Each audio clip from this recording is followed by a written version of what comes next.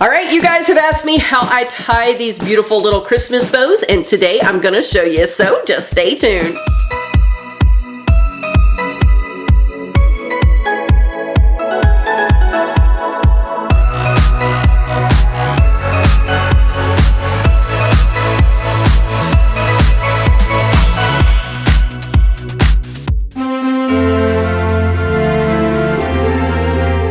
To get started, you are going to need the ribbon of your choice, and because you guys have asked me how I have done the red and turquoise in my dining room, I'm going to show you guys how to do it with double ribbons. But you can just do one ribbon if you want to, like the bows that I just showed you. It is completely up to you. I do have cut here about a 3-foot section, which is about 1 yard, and this is going to make the smaller bows that you guys have seen on the chairs and on that china cabinet. So let's just go ahead and get started. Out of my 2 ribbon here, you can see that the one with the print is the red one, and I'm going to want that to stay on the top and show throughout my bow because that is where the design is. So to start this bow, I'm going to flip that upside down and make sure that that pattern is on the bottom. All right, so laying these on top of each other and aligning the end, because that red is where the pattern is, I need it facing down as we begin this project.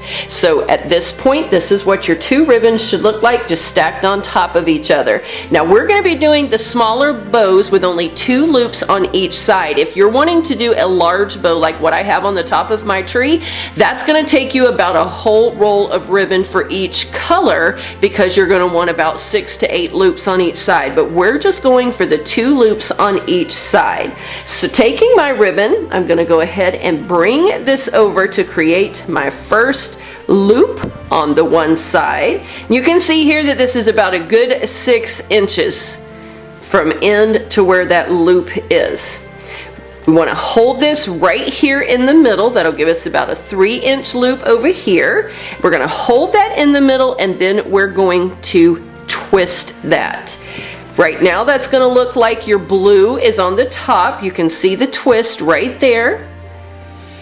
But when we fold it back over to make our loop for this side, you can see that twist is what enabled our red ribbon to show back up on the top.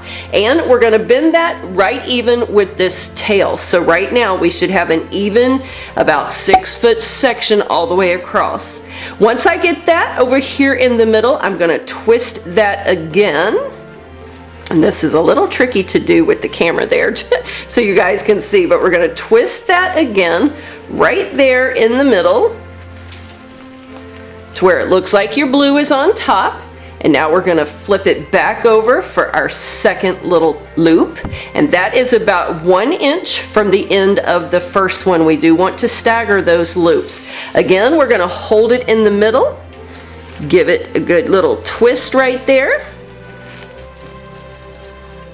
And then we can bring this right back around, and that should even itself up. Your tail now should be even with the end of that. Then we're just going to pinch that in the middle and hold it nice and firm until we get our wire. You can see the little tail is sticking here, a little tail is sticking here, and then you should have 2 loops on each side. So let's go ahead and tie this off. Now I am just using, you probably can't even see it, a real thin little piece of floral wire. If all you have on hand is like a little twisty tie from your bread or anything like that, just cut off the paper outside edges and use the wire that's on the inside. And you are going to want to pull this as tightly as you can to keep that scrunched in the middle. So we're just going to tie this off.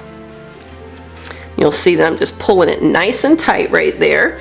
And then I usually like to go around a couple of times just to ensure that it doesn't come apart, because I like to keep mine year after year. So I'm going to tie it off again. Now this right here, and again you probably really can't see it, but this is leaving me enough section of wire on the back of this that I can twist it around a wreath, or I can twist it around the back of my chair, or wherever I want to place that. It's just fine. Now we want to come around and begin fluffing our bow. Keep your wires in the back. That's what's going to attach it to things. Pull the front little legs down. You want to make sure that when you pull all those legs down that your red ribbon is right there on the top. And don't worry, we're going to come back and make these a little more even and give them a decorative bottom. But now we want to fluff that bow.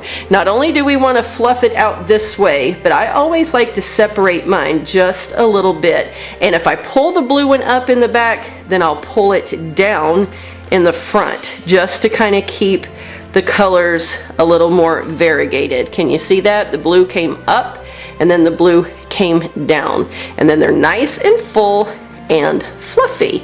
Now we're going to do this to the other side as well. And again, if you're working with a larger piece of material, if you were going to be going for 3 or 4 loops on each side, you would just keep working and fluffing the exact same way. Some people like to just cut theirs on a diagonal. And if I do that, I always leave the front a little shorter than the back, just so that you can see. And if you don't like the straight edge, if you fold both of those in half, and we need to do it one color at a time to make sure the red is a little shorter, fold it in half, starting from the outside, cut up at a diagonal, and this is what gives us that fishtail design. Then we will do that to the blue one as well, again making sure they're staggered, and then you have the little fishtail bottom. So you can do a diagonal or a fishtail, whatever is your preference. And that's how simple it is to do a little Christmas bow, and these can be attached anywhere, anytime. Alright, I want to thank you all so very much for watching. I'll see you all soon in the next video.